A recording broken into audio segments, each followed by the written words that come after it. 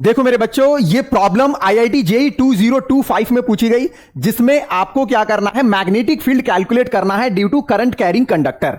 और इसमें जो करंट कैरिंग कंडक्टर है, इसमें आपका एक स्ट्रेट कैरिंग कंडक्टर, दूसरा आपका सर्कुलर आर्क है, और तीसरा फिर से स्ट्रेट कैरिंग कंडक्टर है। अब आपको क्या कैलकुलेट करना है भाई, ओ पॉइंट पर मैग्नेटिक फील्ड कैलकुलेट करना है।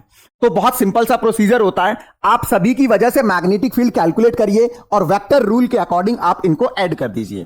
तो आइए हम वन बाय वन करके कैलकुलेट करते हैं। अगर हम बात करें, ये जो कंडक्टर नंबर 1 है हमारा, ये कंडक्टर नंबर 1 इनफाइनाइट लेंथ का है, लेकिन ये जो पॉइंट जिस पर आप मैग्नेटिक फील्ड कैलकुलेट कर रहे हैं, ये कंडक्टर के लाइन में ही लाई कर रहा है। और जब भी कोई पॉइंट, जैसे मान लो ये कंडक्टर है और इसी के लाइन में आप मैग्नेटिक फील्ड कहीं भी कैलकुलेट करोगे तो हमेशा जीरो आता है। कंडक्टर में लाइन के अलोंग मैग्नेटिक फील्ड हमेशा जीरो होगा, तो B1 की वैल्यू जो होगी मेरे भाई, वो हमेशा जीरो आएगी। क्यों? क्योंकि कंडक्टर के लाइन में वो पॉइंट लाई कर रहा है। अब इसके बाद आता है ये सर्कुलर पोर्शन। अब सर्कुलर पोर्शन की वजह से अगर मैग्नेटिक फील्ड देखें तो इसका फॉर्मूला होता है B equal to mu not upon 4 pi I upon radius into angle. अब आप मुझे ये बताइए, ये सर्कुलर पोर्शन कितना एंगल बना रहा है भाई? तो आपको बिल्कुल साफ नजर आ रहा होगा, ये जो एंगल है 270 है, और रेडियन में करेंगे तो 3 पाई बाई 2 हो जाएगा।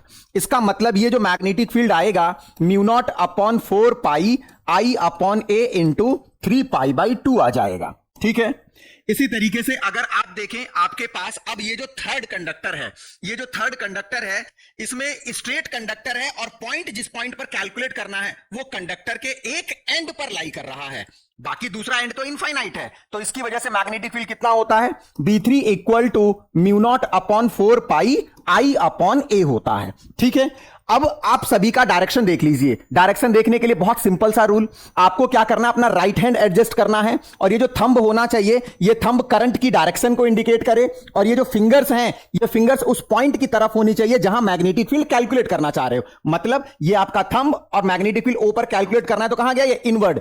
ये वाला सरफेस जिस तरफ जाएगा वो मैग्नेटिक फील्ड की डायरेक्शन होगी। एक बार और, करंट की डायरेक्शन और पॉइंट ऊपर है, तो मैग्नेटिक फील्ड अंदर की तरफ, इट मींस इसमें इनवर्ड मैग्नेटिक फील्ड बना।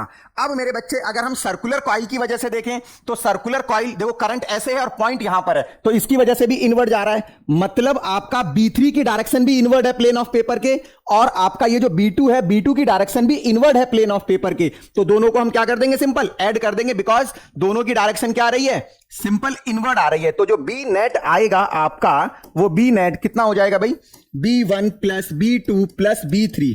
अब आप एक बार देखिए, B1 0 था, B2 mu not upon 4 pi I upon A into 3 pi by 2 plus B3 कितना है भाई, mu not upon 4 pi I upon A. मेरे बच्चों इसको सिंप्लीफाई कर दो, बहुत सिंपल हो गया। अब ये जब आप इसको सिंप्लीफाई करेंगे तो mu not upon 4 pi I upon A को कॉमन ले लीजिए, यहां पर 3 पाई बाई 2 प्लस 1। इस तरीके से आप इस प्रॉब्लम को सॉल्व कर सकते थे। और ये जो आपका ऑप्शन नंबर बी दिया हुआ है, आप ऑप्शन नंबर बी को क्लिक करते और उसके अकॉर्डिंग आप एडवांस के लिए प्रिपेयर हो जाते। तो मेरे बच्चों, इस टाइप की प्रॉब्लम को सॉल्व करने के लिए आप हमारे चैनल को सब्सक्राइब कीजिए, और ये जो वीडियो है इसका कंप्लीट लेक्चर देखने के लिए आप हमारे चैनल पर जाइए, प्लेलिस्ट वाले सेशन में मैग्नेट का लेक्चर देखिए। ये सभी कंसेप्ट डिटेल में बताया गया है। जब वहां पर ये कंसेप्ट देखेंगे तो ये क्वेश्चंस बहुत आसान लगने लगेंगे, और अपने स्कूल एग्जाम के साथ साथ आप जेईई मेंस को भी क्रैक कर सकते हैं। सो मिलते हैं नेक्स्ट वीडियो में, तब तक के लिए बाय बाय।